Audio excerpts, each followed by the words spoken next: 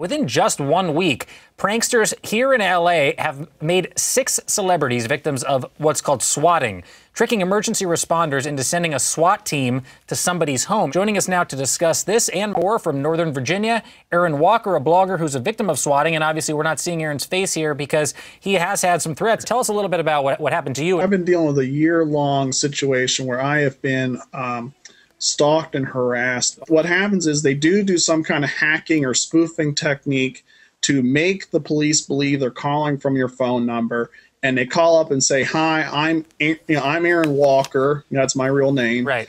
And I just shot my wife." It often can be very difficult to catch these guys, so it is kind of important to really come down on them with both feet when you do catch them. So at least you create that fear element of, you better get away with it, because if we catch you, you're really going to be paying for it.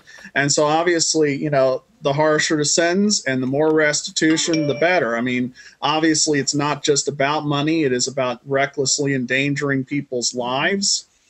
I mean, my friend Patrick Fry, who is a Los Angeles deputy district attorney, he was another victim of this same spate of swattings.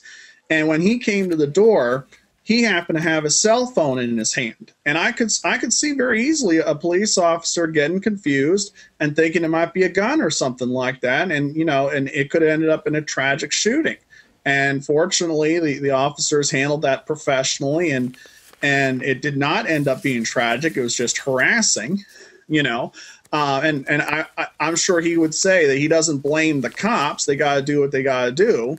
But, but it is a dangerous situation, and it is something that needs to be stopped. And I think the other thing that needs to be looked at, and I didn't hear this in the legislative proposal, is we need to look at the infrastructure and make it harder for people to do this kind of spoofing if that's possible. And I admit I'm a lawyer, not a computer geek, so I don't really know for sure. But there's another interesting point. The actual SWAT commander, I forgot your name, sir, made the point that, some people think of it as being like a video game. The irony is, I think a lot of this stuff started in the online video game community, that someone would be playing Call of Duty and they get mad because somebody fragged them too many times.